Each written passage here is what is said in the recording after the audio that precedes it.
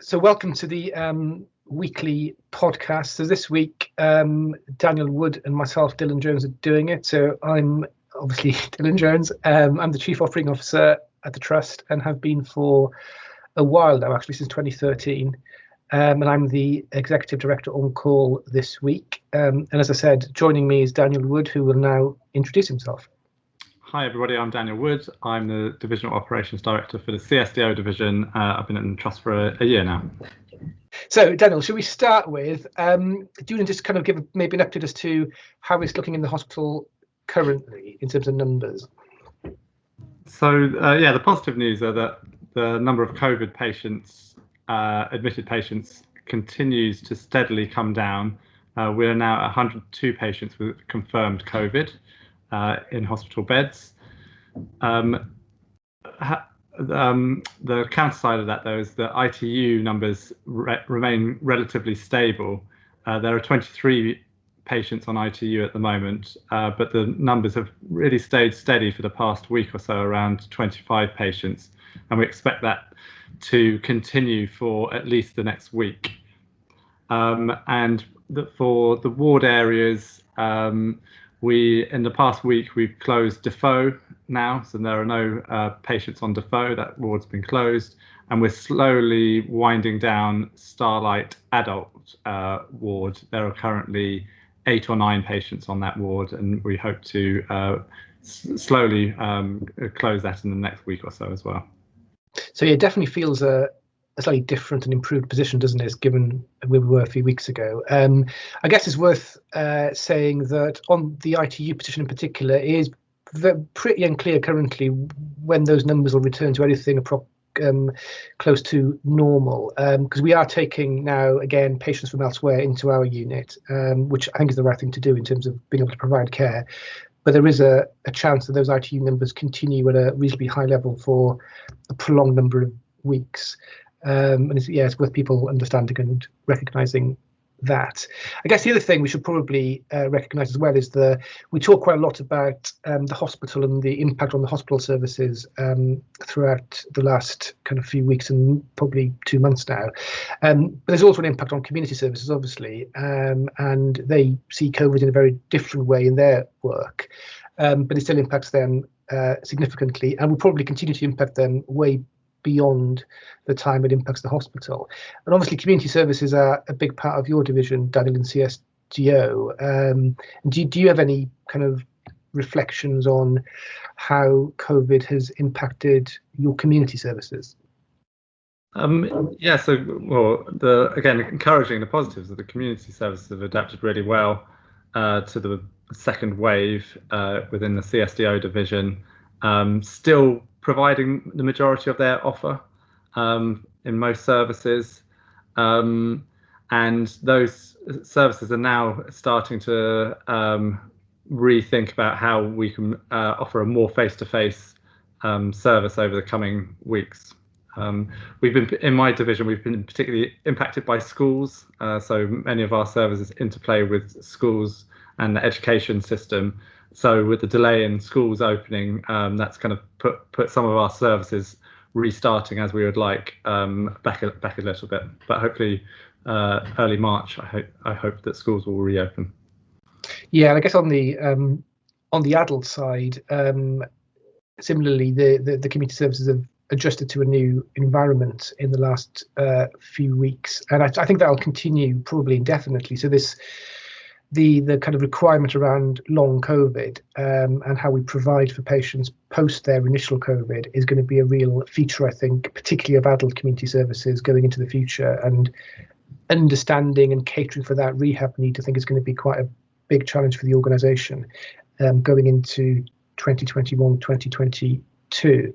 One of the reasons we've managed to get through the last few weeks and months so well is the fact we've been able to redeploy staff in a very effective manner, and it's really important that we recognise the contribution those staff have made and continue to make today to maintaining services, particularly on the hospital side. Daniel, do you want to talk a little bit around where we are with the redeployment programme currently?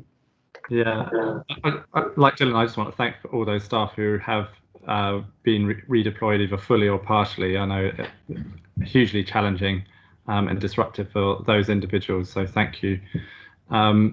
Where we are now is as we see numbers of patients in the hospital coming down, particularly in the adult inpatient ward areas, we are actively planning on how we can step down some of the redeployment rotas that we've stood up over the past month or so. And that's started to happen in the past week. So some of the rotas in a phased way are being reduced or stepped down. We're trying to balance that as best we can with the continued numbers we see in ITU.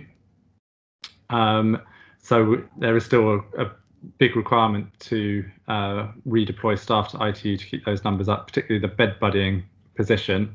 And one thing that we are still going to be asking for actually is staff to continue to volunteer and put themselves forward to cover nighttime and weekend shifts over the next week or two, which we are still struggling to do. So if you are able to, that would be really helpful. But you will, over the next week or two, as I said, staff members will start to be released from mainly the adult ward areas back to their home areas.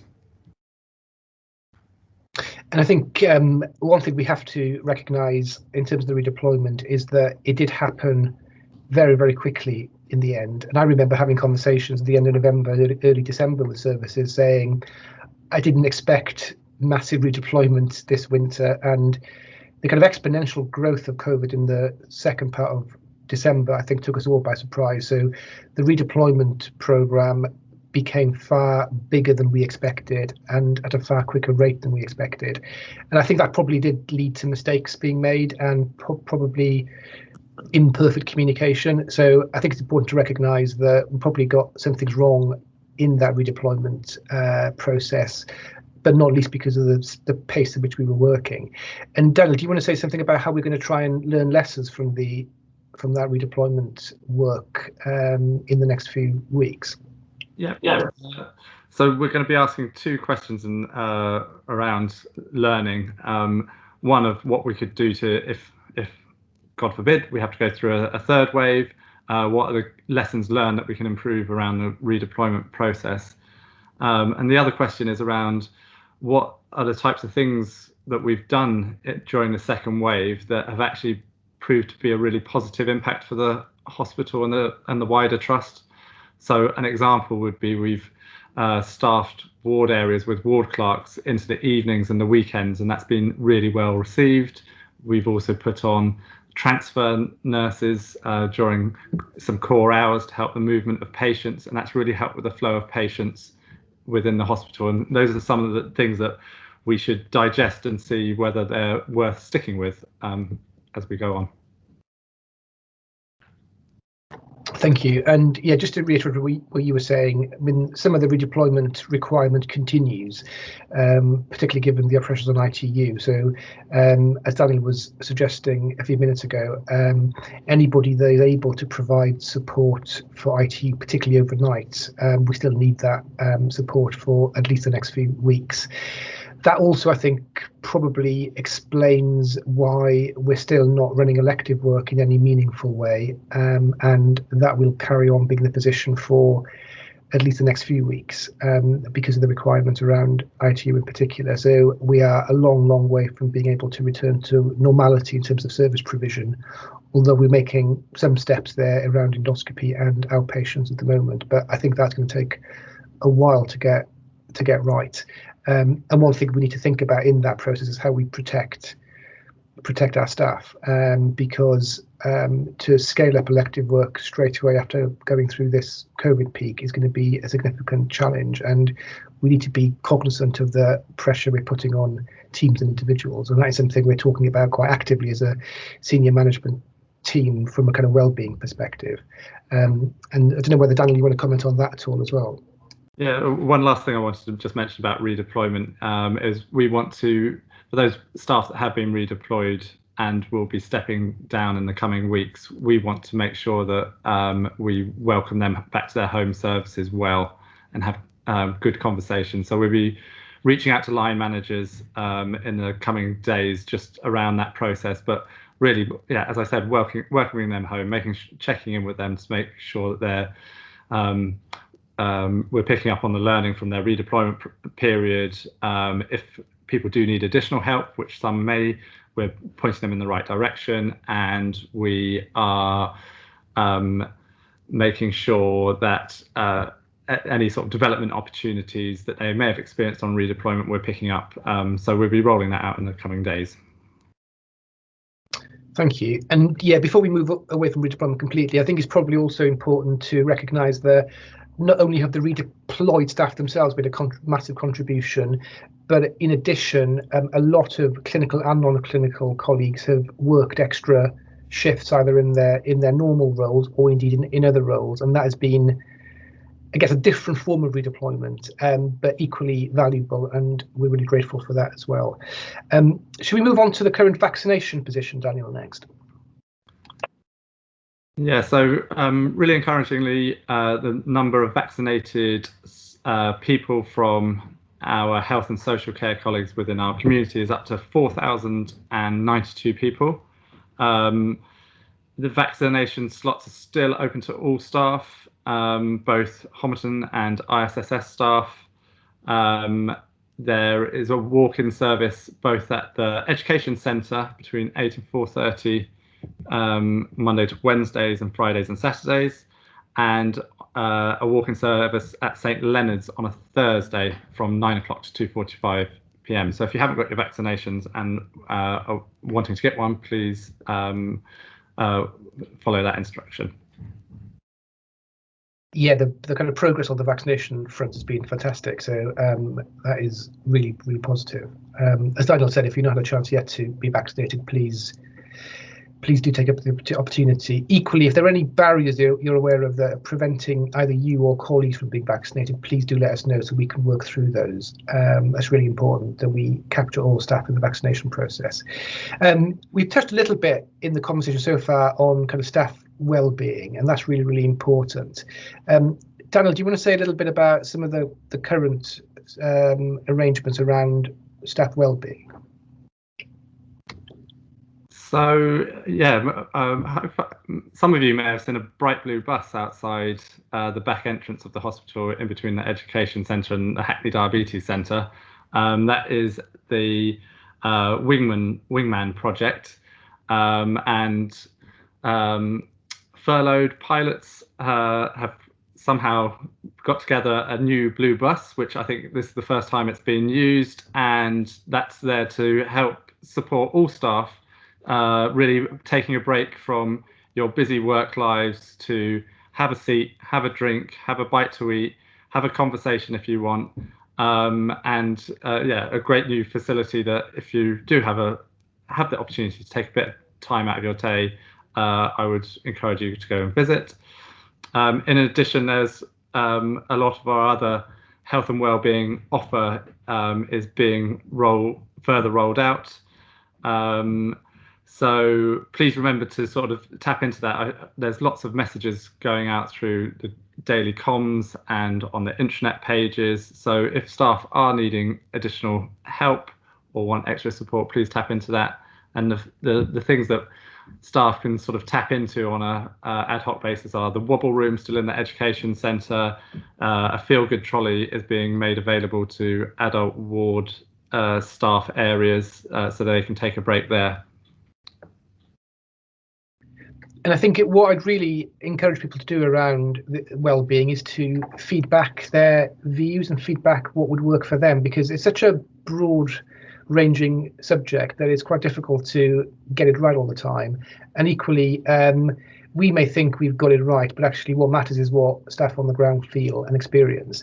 So I would encourage people to maybe reflect on what they feel they need to support their own well-being for the next few weeks and months. And if we're not currently providing that or addressing that satisfactorily, to feed that back through your normal kind of line management channel. So those of you working in the clinical divisions, please let your divisional team know, and those of you in corporate areas, please let your corporate director know, so we can we can capture that information and potentially act on it, because it's really important we get this right, and we only get this right, I think, by listening to what the staff tell us. So I'd really value that feedback, and I'd encourage people to provide it. It would be really welcomed, and we'll treat it with a great deal of importance.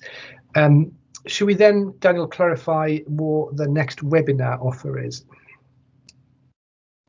Yeah, the next webinar offer is on the 5th of February, so this Friday at 1 p.m, and it will be to answer questions about the vaccine. So it can have a diverse panel of experts, and there are so many questions about the vaccination programme, so this is a really good opportunity for you to pose your questions to that panel, and see if you get the answers that you're looking for.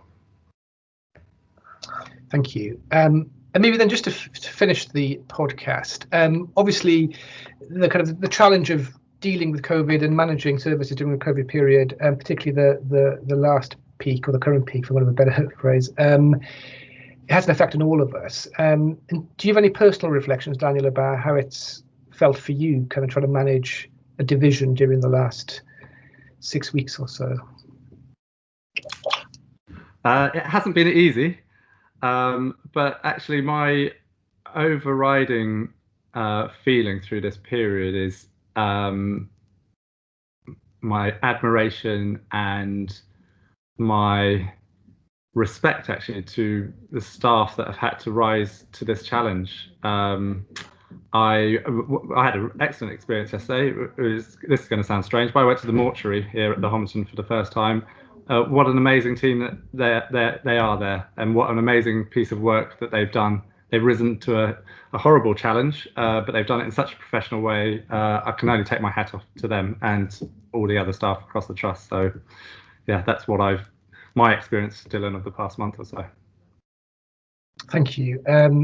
Yeah, similarly, I'd say the same, I think. I mean, there was a moment over the Christmas New Year period which I thought we were really going to face a point where we didn't have enough beds, we didn't have enough staff, and it was going to be extremely difficult to carry on and maintain services. But we managed to get through that. And yeah, I think the way this organisation has responded collectively and individually to the challenge has been phenomenal. And I think on any measure, relative to other organisations, we've done a fantastic job, and that is all credit to both our clinical and indeed our non-clinical teams, and equally, I think, our acute and community services, because some of the work the community services have done over the last few weeks has been phenomenal as well. So it does, I think, make you proud to work in this organisation. I think that's probably the end of the podcast for this week. So thank you for listening, and goodbye from me, and goodbye from Daniel. Thank you. Thanks, everybody. Thank you very much.